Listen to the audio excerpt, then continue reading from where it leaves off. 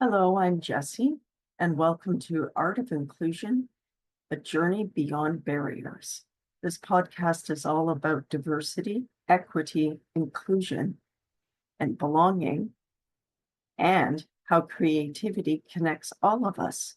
Please enjoy our podcast.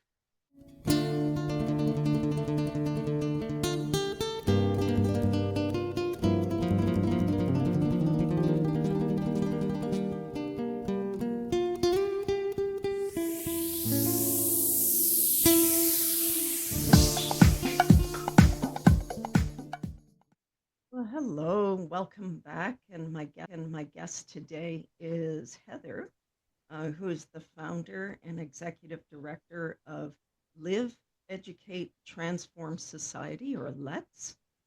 LETS delivers workshops and advocates for accessibility all across Turtle Island.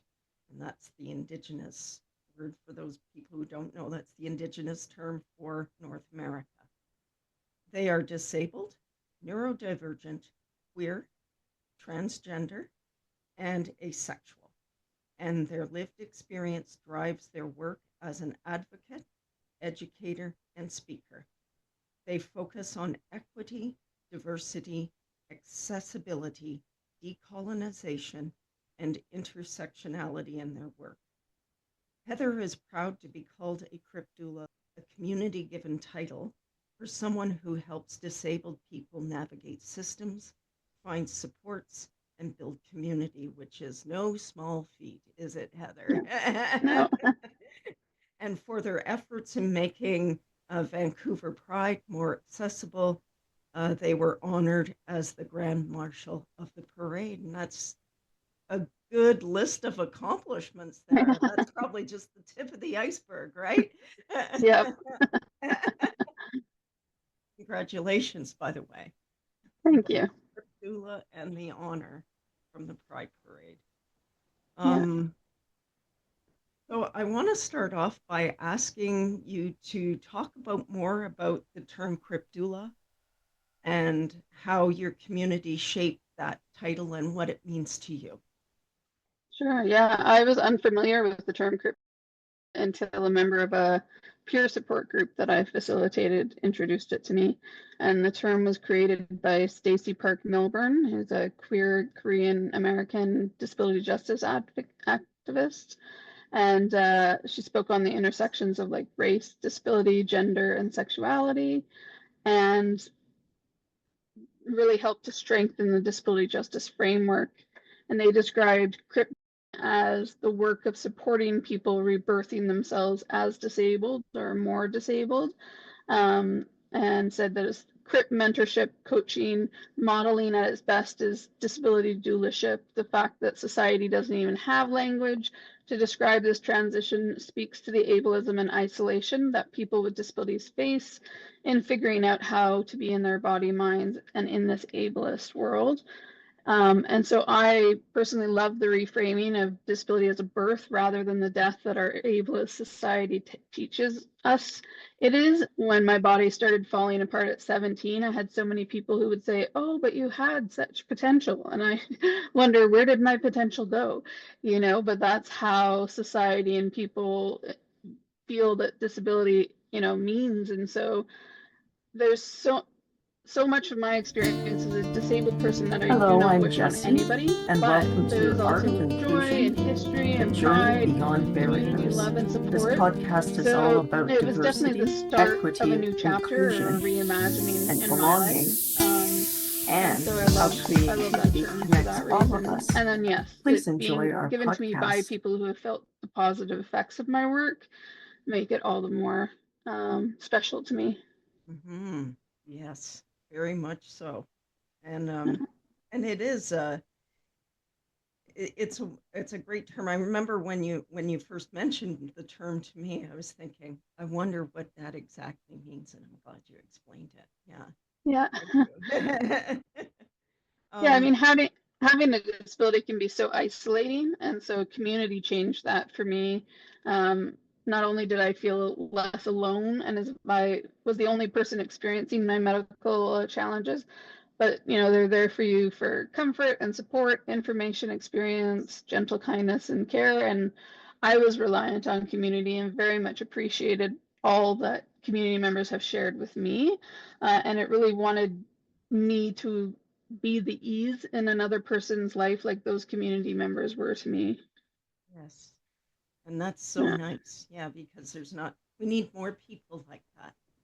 yeah, Thinking absolutely. about easing people into, communities and, speaking up and advocating. Yeah. Yeah. And Mhm. we have it in community spaces, but we need it outside of those community spaces as well, right? And we Yes. need those same people to be able to bring their full authentic selves to spaces like work or community or, religious or spirituality locations.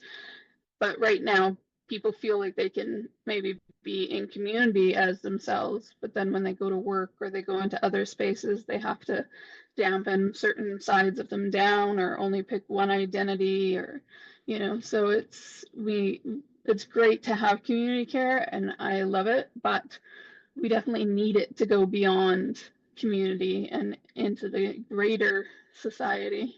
Yes, exactly. And I that just reminds me, I this last Saturday I attended an online workshop about cultivating safe spaces, and it was mentioned Mm, in there that, you know, cultivating a safe space, like you can strive toward growing that safe space, but it's kind of like everyone's responsibility in that community to safeguard that, right? mhm. And so if For we, sure. yeah, so Yeah. allies are important. Yeah. They are. As much as we often want to have like little hobbit huts in the woods and go off with certain people, we do rely on one another, and I think that's really important. And what we learn from one another. So, for example, we don't use safe space; we use safer, and that's from learning from community members who don't feel safe anywhere. And there's nothing that we can do to make them feel safe, but we can make them feel safer. And, that was a really important learning lesson for me. And just like if you go into a safe space and they're like, everybody close your eyes. They're not closing their eyes. That does not make them feel, safe. That does not make them feel seen. And so like learning from one another is, something that I think is so important because our organization is entirely staffed by disabled, neurodivergent, 2S LGBTQI plus people, and our kind of motto is lived expertise matters. And the thing is that just as much as we're educating, we need to be learning too. And I think that's one of the great things about community is it's not a transactional relationship. It's not a I went, you went kind of thing. It's just it's when it's working well, it's a beautiful kind of spinning circle of information and joy and curiosity. Yes. And it's because I find like just what you said there, safer spaces. Now I'm going to go and change that on all my social media. We strive for safer spaces because that is so Yeah, true, especially when like we see what's happening in some countries where the LGBTQ is being pressured and or in some cases transgender people are yeah, being banned from certain spaces or yeah it's important to have those safer spaces because when they for go sure. I don't know if you'd like to speak on that at all or what.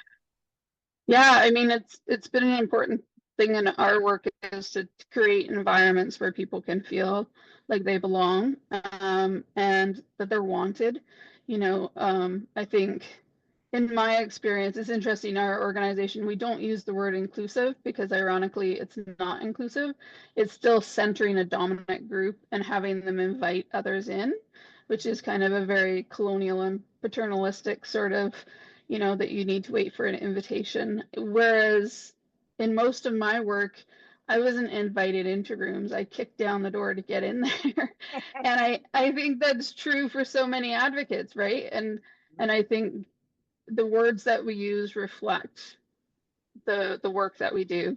And so I can understand some people being overwhelmed with like the language constantly changing. I'm a bit of a word nerd, so I get into it. But I do think like safe versus safer and using equity instead of inclusion is really good to like think about these things, because for so long I was the only disabled person in the room, at least who was saying that they were disabled. I was the only queer person in the room. I was the only trans person in the room. And it's very isolating and lonely. And so that community, that being in a space where you can walk into it and within seconds that it was built with you in mind, is so important. I mean, as someone who uses mobility devices, just walking into a room and seeing if they have left a space for people with mobility devices, I can tell within seconds whether they even thought of somebody who has a disability. And we do low sensory spaces for events. We do them for free at small prides throughout BC during Pride season, and they're great. There's such a huge crossover between neurodivergent and queer and trans people, and it's so nice for them to come into this space and know that it was created by neurodivergent queer people for the same population. And what's really nice about it is it can get really crowded, but even as it gets crowded, people are always making space for other people, because not only do they appreciate it themselves, but they want to extend that to somebody else as well. So it's really interesting, because there'll be people sitting all over the ground, and then someone with a wheelchair comes in, and people just, without a show, without saying that they're doing it or trying to get credit, they just move out of the way. And it's so nice to be in that kind of space. I know with my power chair, I had to move a lot of furniture, kind of using it as like a bulldozer. And so it's just nice when people, recognize that you have a need and meet it before you even have to ask or bring attention to yourself. Yeah. Yes, oh my goodness. Yeah, it is very nice when people make room. I've seen that at different events. Yeah. Yeah. And even when I get on the bus, sometimes I see people making room Yeah. for the elderly, for pregnant women, for mom with toddlers, Yeah. Yeah, it's so great to see that. So how can the arts and storytelling help shift the narrative around disability and diversity? So the workshops that I do are based on lived experience, mine as well as others that have been shared with me. And the responsibility of sharing another's story to audiences in order to improve and shift the narrative is one that I take very seriously. I'm immensely grateful to the people in the community who've entrusted me with their stories. And the reason why stories are so important is that people forget facts and figures, but they'll remember how a story made them feel. So an example is in my disability awareness workshop, I share a personal experience, which was that I was in my wheelchair waiting for a friend outside of a Blend's coffee shop. I had a hot chocolate in my hand, and somebody walked by and dropped change in my cup because they saw someone with a disability in front of a store and automatically assumed that I was asking for change.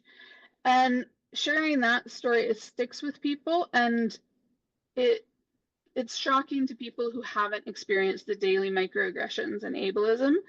And what it does is it challenges them to pause and think about stereotypes and assumptions that they may hold. And so for me, stories are such a great way to connect with people, and to not so much teach workshops and don't do this, don't do that, like, kind of making people feel bad for what they have done, but rather saying like, here are our experiences, here's what you can learn from it, here's what you cannot do, but in more of a less of a sledgehammer and more of a conversation. And so the stories are really important to me because they empower me to represent myself in in a world that has forced disabled people to live in homes and basements and corners, our stories really are a weapon against invisibilization of disabled people. And they're also vital for me because even having the language to share our story, when I first started my organization, there was such a lack of information about disability. People didn't even know how to talk to their family about health issues. And the representation in the media was not indicative of kind of the lived experience. And I wanted to do what I could to improve this. So I walked into our local paper in Maple Ridge and offered to write a monthly column on disability. And I did that for 5 years. And I would often hear how my column, which is just a few hundred words, helped kick off conversations in families and help people who were struggling, know that what their challenges were real and valid. It made people feel seen and represented and not in a reductive kind of way. So yeah, whether it's my storytelling or the column or my workshops, it all helps to educate the public. Non-disabled people often don't think about the privilege in their life because they're just so used to it. And I certainly was that. I mean, I was born with a disability, but I didn't really know about it into my 20s. And so for much of my life, I didn't have to think about how heavy doors were, or that, automatic doors are often broken, or they haven't been switched on, or, the width of hallways and that kind of thing. So when you become disabled, it's this whole world that opens up of accessibility. And so it's similar to, I didn't really have an understanding about my privilege as a white person before I began to learn from community members who are Black and Indigenous and people of color. And it's important that I know about that privilege and that I learn about it, how it shows up, how it benefits me.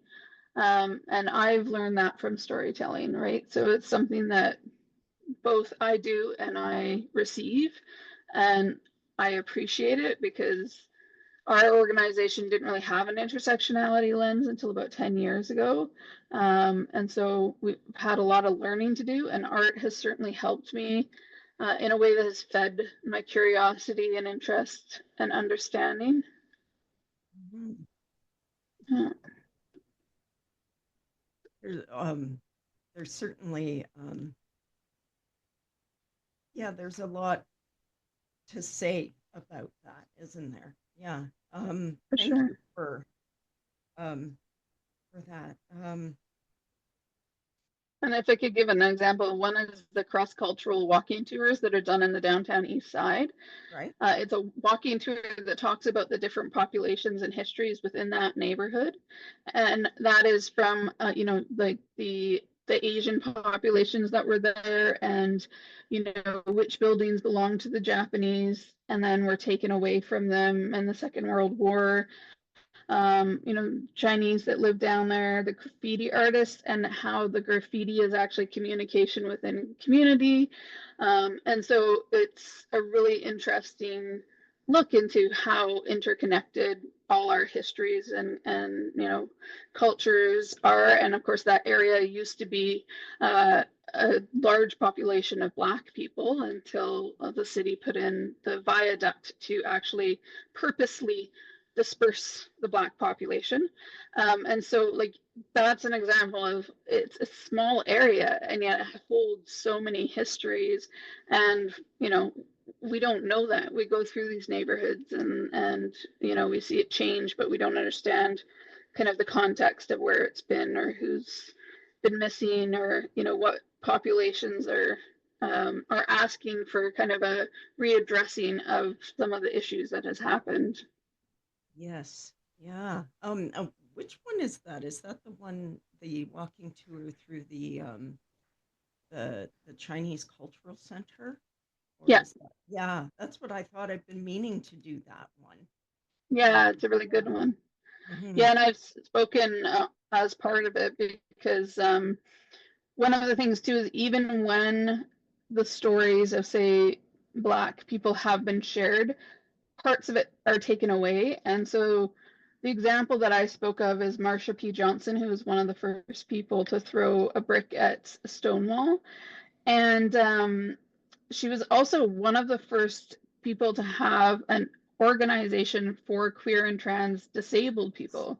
So she fought against institutionalization. She advocated that a lot of the mental health issues were created as a result of the ongoing oppression and the abuse at the hands of police and, all the systems that were just absolutely forcing these, trans at the time. It's called STAR, and it was I forget the first word, but it was Transvestite Action Revolutionaries, and she did it with Sylvia Rivera. And the thing is that disability perspective is not something that's ever talked about when her story is shared.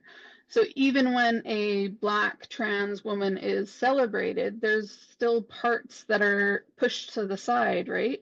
And that gives messages to people who have multiple intersecting identities of like, you're allowed to have one or two, but like, beyond that, there's parts of you that will be erased, or there's parts that you'll have to pick which ones are more important. And of course, the people in the history books aren't always the one who are doing the choosing as to what of their stories get shared, right? And so I think there's a lot of power in having those conversations and really talking about what stories are we repeating and what can we add to it. And I've been interested with, just kind of the understanding that sexism has kept a lot of women out of history books, and like Albert Einstein's wife did the majority of the mathematic work, and when he divorced her, suddenly his work went downhill really quickly.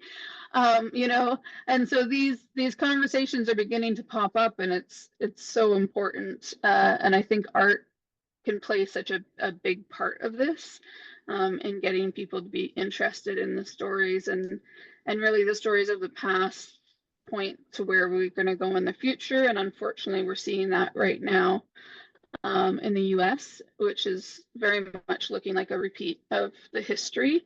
And I hope we can certainly stop it before we get to that point, but it's quite a scary time for now. And so art as an act of resistance is important. Yes, very much so. And yeah, so even if it's not like a lot of times in our culture, we think of, oh, you do art so you can get really good at it and blah, blah, Right. blah. Well, no, you do art or hobbies or something like that because you enjoy it, you find it relaxing. And if it puts you into that relaxed state, Mm-hmm. that helps, to ground people and make more room to reflect Yeah. that the type of oppression that we're seeing in their art, in their work. Yeah. Yeah. And that art can go beyond what you think of. One of the things that I love about, I love so much about the low sensory spaces that we do, but one of the things I really love is getting adults to read children's book again, because first of all, the children's books, many of them hit hard. There's not that many words, but they get right to the point.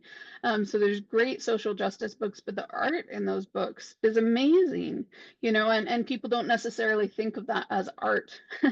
And so we need to like move beyond the art galleries. Art galleries are great, but like, what are other ways that we take in art and that we can share art? And there's a children's book that I really like that describes the grief process better than anything I've seen in books that are like 200 pages. And so I provide it to people when they've had a loss, and it's so powerful, and it's nice to have something that's not telling you this is the timeline or this is how you should feel. It's just, here's this story, here's the illustration, and this is, you're not alone in your grief and in trying to figure out how to move forward with that relationship when it's moved out of the physical realm. Yes, and that book is beautiful. Um, uh, Heather sent me the book when I experienced the loss of my sister recently, and she sent me that book. And maybe the audience would like to know? I've forgotten the name and I know, I've been trying to figure it out. It's about a phone booth that was created after the tsunami, and there was a community that lost a lot of people, and so somebody in the community created a phone booth where people could go and talk.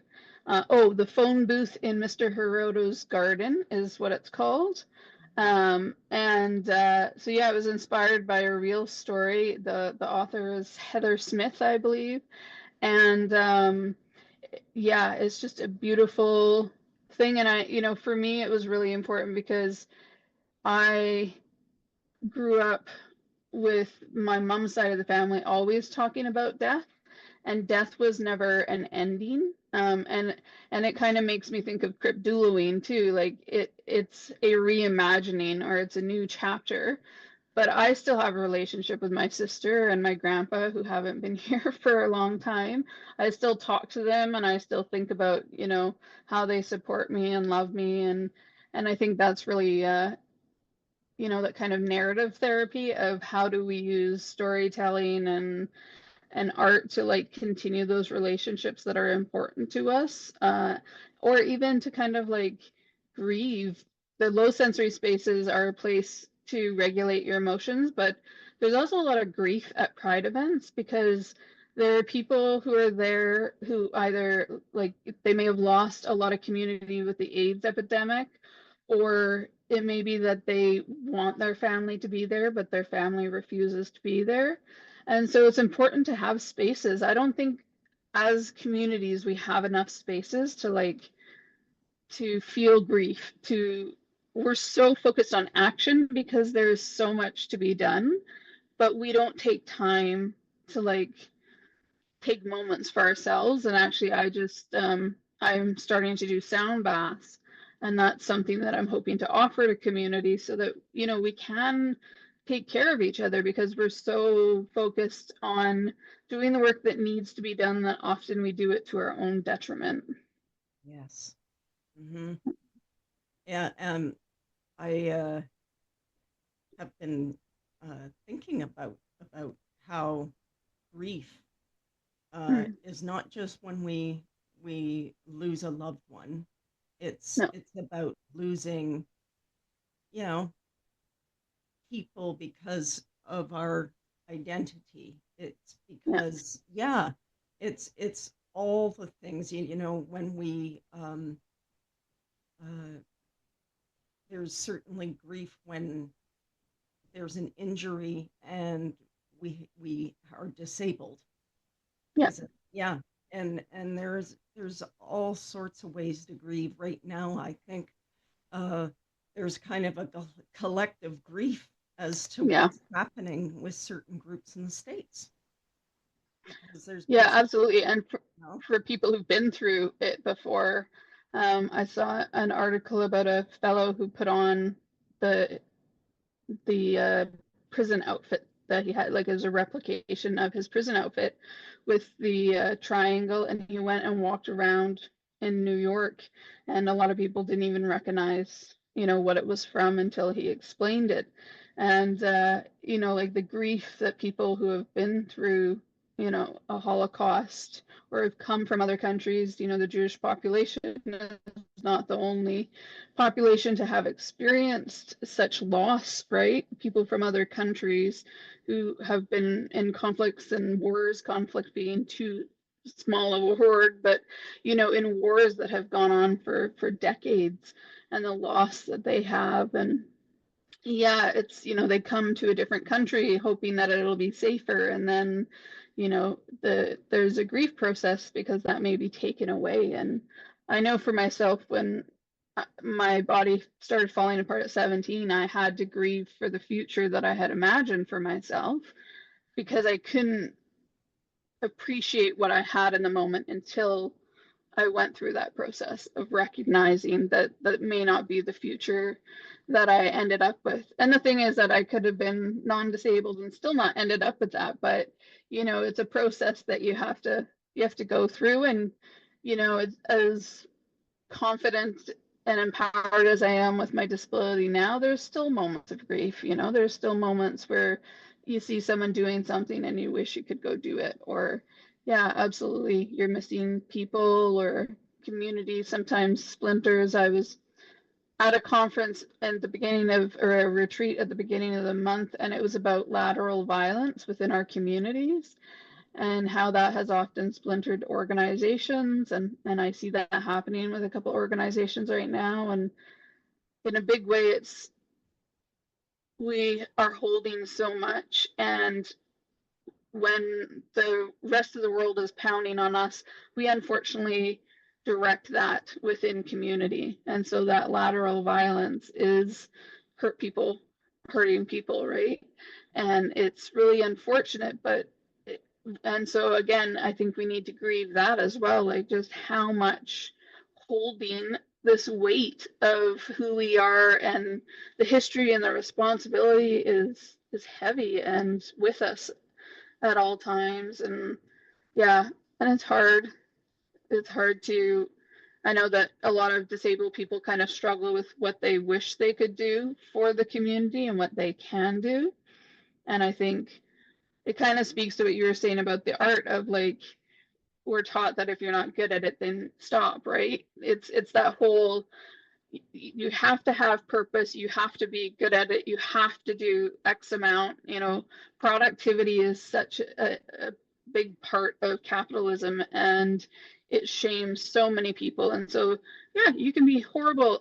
We in the low sensory space have coloring available to people, and if they decide to leave it with us, we hang it up on the walls.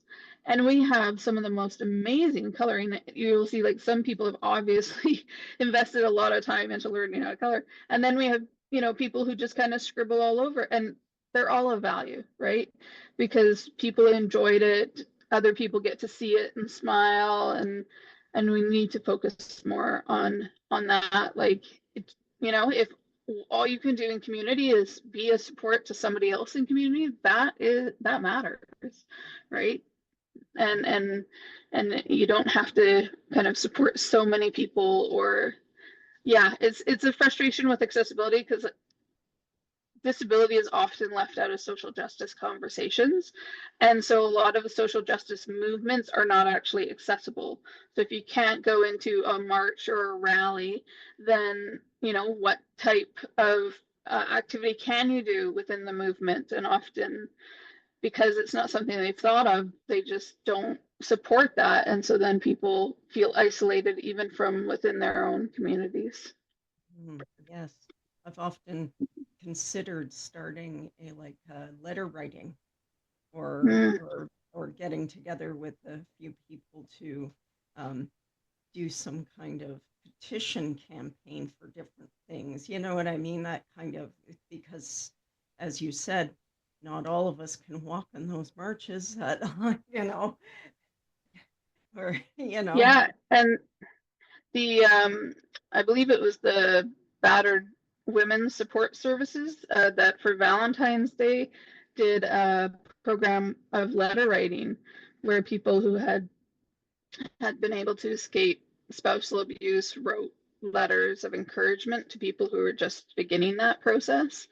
And they posted the letters, and they're beautiful letters, you know. And I think it's so important to know that somebody cares about you, right? And I think that's where, for the disability and neurodivergent community, having the social media companies be run by who they are is at conflict with how important social media is to our communities. And so people don't want to support kind of the ideas of certain social media companies, but they're reliant on social media for their community, because we have members who can't leave their house. And so who they know is from online, right? And so it's quite frustrating for them when there's things like hashtag delete Facebook, because it kind of doesn't acknowledge how important the communities that are created online are. And a great example is Vancouver Queer Spoon Share, which is a Facebook group that is made up of people who are queer, and spoonies. And so spoonies is, essentially people who are chronically ill or disabled, and they only have so much spoons of energy in a day. And so yeah, they're not able to go out and do things that require a lot of energy. And so this group is a way to, if you need $50 for rent, you post it, and people, if they can help. You need a ride to a doctor's appointment. This is community care. This is Crip Doulaween. This is the work that is done in community to keep one another alive, and to help with our mental health, and to show that we all have worth and can help each other. And it's great, but it's kind of constantly under this threat of, will we still be able to access it? Heather, that is a great example of community coming together and supporting each other. And I think at one time it was kind of, I wouldn't say it was easier. I'm not, like, in history, it was before we had these huge big cities, it was because we had their smaller communities. I think that was more what it was like, and people would band together, and they just, they needed a church or something that would be built, or yeah that type. Well, and I think, I'm not someone who goes to church, but I think when, as a society, we moved away from churches, we lost community because it wasn't replaced with something else. And so community was where you knew, oh, this person's sick and in the hospital and needs visitors, or this family, just lost the job and need some food or somebody to look after the kids while they go look for a new job. That was kind of where community was built in. And unfortunately, by the time my generation came around, it was shopping malls, and shopping malls were not about connection. It was about gathering, but it wasn't about connection, and it wasn't about kind of coming together as a community. And so I'm not advocating for a return to churches, but I think we definitely need more community spaces that really encourage just coming together, and not necessarily always activities, because like, I appreciate park spaces where they have a field that's just a field. They haven't said, this is a baseball field, this is a football field, it's just, how people use it is how it's used. And I think we need more spaces like that, where people feel like they can come and just be with others and have conversations. And I've learned a lot from people sitting on bus benches and just having conversations with random people. And I think we definitely need more of that. I was reading a few years back where they have a similar program to that in, I think it was Europe, somewhere in Europe.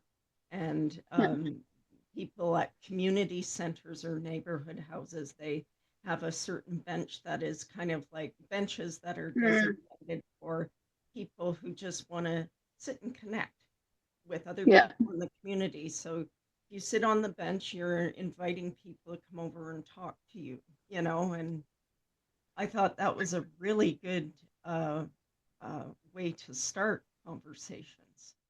Yeah, they have that at some schools too, a friend bench near the playground, where if you don't have anyone to play with, you can go and sit, and then somebody will come. And yeah, I think for sure we need to work more on those connections, and not just creating them, but how do we maintain them? One of the things that really hits our community hard in the winter is when there's snow, and suddenly, if what happens is you've got a block, and maybe every third house actually clears the sidewalk, so you can't get out of your house. And so for like older residents and people with disabilities, we don't have the community connections to be like, okay, this person needs to have their driveway cleared out so they can get out. And there's little groups that are trying to do it, and that's great, but unfortunately, they're not connected, and so they have limited ability, and it's great that they exist because they're vital to the people that they help. But it is often someone on social media just being like, hey, I have a snowblower, tell me where to go, and I'll help out. And it's great that there's that, but I don't feel like there's enough kind of continuity or like encouragement of that continued relationship. Again, it's like, I can do a job for you, I can do this one thing, and then I won't see you again. But what if that person needs to be checked on even when there isn't snow? Or what if the person is feeling isolated and wants to have a conversation and not just someone clearing their drive? It's I think we often kind of, we do the start, but we don't continue. And this is a kind of a constant theme for me, because one of my frustrations with Vancouver is that they often take workshops but never level up. So they're like, oh, I took a workshop on unlearning anti-Blackness, check. I took a workshop on disability, check. But they don't come back to the conversation. They don't continue that conversation. And I think we need to kind of, I'm thinking of golf, you need to swing all the way through. And oftentimes we kind of stop halfway, and it's that halfway still matters. That halfway is important. But like, how do we continue that? Yeah. And it kind of ties in with my next question, just what you were saying. What changes would you love to see in the next 5 to 10 years regarding accessibility and in creative spaces? Yeah, I've worked with a lot of art galleries doing accessibility audits and tours and disability awareness training. And like many other organizations, they don't have a 360-degree view, which is something that I try to get them to think about. And what I mean by that is, when I go into an art gallery, they want me to look at accessibility from the perspective of a visitor, but they don't think about staff with disabilities or artists with disabilities, right? So even when organizations are thinking about a group such as disabled people, they're still thinking in a very narrow focus. And I found this with Pride organizations as well. When I worked with Vancouver Pride, they had good accessibility for spectators, but not for vendors or volunteers or people in the parade. So again, it was disabled people in a passive role as opposed to an active role. So I would really like to see more disabled people and neurodivergent people and people of other identities in active roles within these environments, where it's not like we're going to consult with you once a year. It's that there's an ongoing conversation with community. I would love to see, I think art is such a, I have been frustrated by art not creatively stepping into accessibility. So why isn't there more tactile art? Why aren't we using art in ways to challenge people and the senses that we use, and really kind of look at things in new ways? And there's a lot of disabled artists that are doing things that are great, but often they don't get the same kind of publicity or audience as others. And so I think like so much of art, we need people who have disabilities in higher roles, and we need them as directors and writers and actors. That's a big thing within our community. Like, there's so many non-disabled people playing people with certain disabilities, and it's not representing that identity, right? And so often people think, like, if you're going to have cast someone with cerebral palsy, get someone with cerebral palsy, right? And there's an authenticity to that. And it doesn't mean that non-disabled people can't do it, because there definitely have been some people that have done it well. Eddie Redmayne, for example, did it really well for the Stephen Hawking biopic. Stephen Hawking even said at one point he saw a recording of it and thought that it was him for a moment. And so he really studied like the mannerisms and everything. But because that role was played by a non-disabled person in the movie, there's a point at which he imagines that he gets up and walks out of his wheelchair. And that's so ableist, and it happens to so many characters in TV where they dream of being able to walk. Or I know on the show Glee, there was a character who got out of his wheelchair and danced. And the thing is that you wouldn't be able to do that with someone with a disability, and that matters, because it was such a jarring part of the movie for people with disabilities, particularly as Stephen Hawking said that his success was due to his disability, and kind of the allowances that he was given at the university to spend more time on his theory than having to be in the classroom teaching, and that was down to his disability. And so he saw it as a positive, and so this insert of kind of an ableist notion of a disabled person is able to go in there. And so we definitely need more people that have disabilities creating the stories and getting the stories out there. It's nice that there is more authentic representation, right? And there's a lot more Indigenous media, and that's great, and we're hearing directly from Indigenous creators. But often it's like, we can hear about your Indigenous identity, but not your Indigenous and neurodivergent identities and how they intersect and how that affects you. And, the mental health issues that are the result of ongoing oppression, and how that affects somebody is not often talked about. We need more conversations about that. Like, what are the barriers to care that even stop people from being able to say that they're disabled because they haven't yet gotten a diagnosis, because they're experiencing biases and colonialism and sexism, racism. One of the things I teach within the disability workshop is you shouldn't require a diagnosis in order to provide accessibility or meet access needs. And so for me, I think it's within the art spaces, I think there's so much creativity that could be used to continue these conversations. The Polygon Gallery last year had a exhibit on the group Pussy Riot, and it was quite an overwhelming, purposely so, art exhibit where they had about 30 TVs all going at the same time at full volume, and the Polygon brought me in to do a low sensory version of it. Sorry, you just froze there for a second. Sorry. Okay. Sure.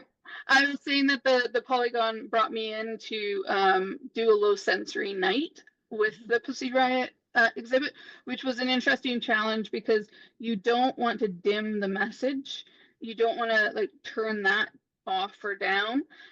But there are people who wouldn't be able to access that art unless you made this adjustment. And it was extremely popular that night. And even people who weren't aware that it was low sensory were like, oh, I'm so glad I came on this night so that I was able to experience it at a level just a little bit lower, that enabled them to appreciate and take in the art all the more. So I think that's something I would like to see in more creative spaces, is where there's a better understanding of participation and what are some of the barriers to participation and what are the ways that we can present the same art but in different ways, and how do we create conversations so that it's not a silo, right? There's so much work that is done that is great, but it doesn't then spread. Right. And so it's great that it was done, but if it doesn't continue, then it's not going to make the effect that we really need it to do. And on that point, like with Vancouver Pride, they knew that smaller festivals wouldn't be able to hire my organization to do accessibility audits. And so we did a final report that could be shared with other organizations that went over the accessibility and what needed to be improved and all that, as a way to provide that information and make sure it moved beyond that project. And I would love to see art galleries doing that. One thing I also would really, really love to see in art galleries is more accessibility within the expectations of exhibit. So one of the biggest examples for me is how small the fonts are on the information about paintings and videos. It's so small. There's so many people who can't read it, or you have to go up really close. A lot of people that I know will take a picture of it and then expand it to read it, but that is such a barrier to that information. And I think it's a disservice to the artist who should be getting that recognition and an understanding of their art. Also, like where they put it, as someone who's in a wheelchair, versus when I'm in a walker, it's very different experiences in art galleries. But what's problematic is that as much as I can make suggestions to a gallery, there's a standard, and that standard is used, and that standard is not accessible. And so I would love to see that standard be changed and be more accessible and have some fluidity and have some flexibility, and understand that, you know, there definitely are things that need to be changed so that it's not just the art that's being accessed, but the story and the people who are creating it. That would be great. Yeah, I want to talk to you after the show when, you know, once you're done everything. But before we go, I just want to ask you if it's okay for me to share some of these links to different, like your website and the book, the brief book, you know, maybe even Yeah, or spoon share on FB, you know, is that okay? absolutely. Okay, Yeah, great. But yeah, it's been absolutely wonderful to have you great. here today. Yeah, Do you mind if I end with a disability justice quote? sure thing. Okay, so there's an advocate, Leah Lakshmi Piepsna Sina, and they said sometimes during the fascism, COVID, racism, ableism, quadruple pandemic, it's hard for me to think about what my goals are because I'm frozen in fear. But when I stop and can feel it into my core, my primary goal as a disabled queer person of color is to survive and to work to keep my disabled kin and communities alive. To exist is to resist, is a saying many of us say. All the ways we survive a world that wants to kill us as disabled people is resistance. But I want more than just survival. I want to transform this world so that it is not run by a death cult that wants to murder the land and most of us. I want to defeat fascism and racist ableism and create a world where care, access, pleasure, and human creativity get to flourish, where everyone has enough and no one has $50 billion, and none of us live under the constant fear of being murdered by cops and doctors.